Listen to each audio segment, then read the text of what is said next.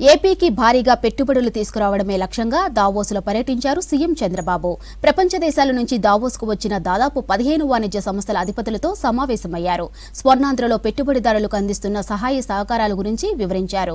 ఇక అదానీపై చంద్రబాబు మాటలు ఈ దశాబ్దపు అతిపెద్ద జోక్ అన్నారు ప్రతిపక్ష నేతలు.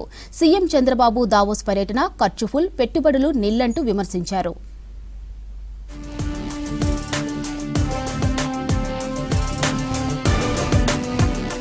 ఏపీ బ్రాండ్ ఇమేజ్ ను పెంచడం, రాష్ట్రానికి భారీగా పెట్టుబడులు తీసుకురావడం కోసం 4 రోజుల పాటు దావోస్లో పర్యటించారు సీఎం చంద్రబాబు. ప్రపంచంలోని దాదాపు 15 ప్రముఖ సంస్థల సీఈఓలు, పారిశ్రామికవేత్తలతో చర్చలు జరుపుతూనే మరోవైపు రౌండ్ టేబుల్ సమావేశాలు, సదస్సుల్లో పాల్గొని ఏపీ బ్రాండ్ను ప్రమోట్ చేశారు ఏపీ సీఎం చంద్రబాబు.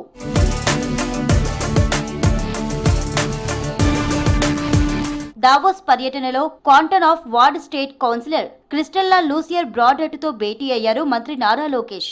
ఏపీలోని కీలక రంగాల్లో స్విస్ కంపెనీలను ఆహ్వానించడానికి ప్రభుత్వం సిద్ధంగా ఉందన్నారు.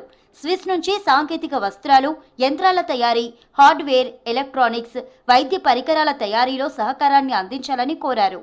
అలాగే trade and economic partnership agreement ద్వారా స్థానిక తయారీదారులు యూరోపియన్ మార్కెట్కు కనెక్ట్ చేసేలా సహకారం అందించాలన్నారు లోకేష్.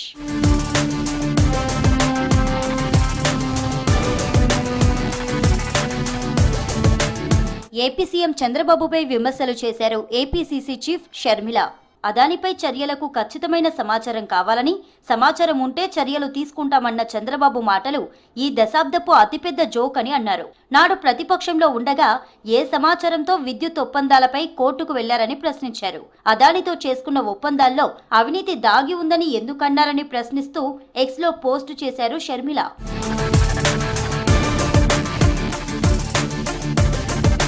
సీఎం చంద్రబాబు దావోస్ పర్యటన ఖర్చు ఫుల్, పెట్టుబడులు నిల్ అన్నారు మాజీ మంత్రి గుడివాడ అమర్నాథ్. దావోస్ పర్యటనను సీఎం బృందం పబ్లిసిటీ కోసం ఉపయోగించుకుందని విమర్శించారు. చంద్రబాబు ఇమేజ్ పెంచుకోవడానికే దావోస్ వెళ్లారని చెప్పారు. తండ్రి కొడుకులు ఉత్తి చేతులతో తిరిగి వచ్చారని మండిపడ్డారు మాజీ మంత్రి అమర్నాథ్.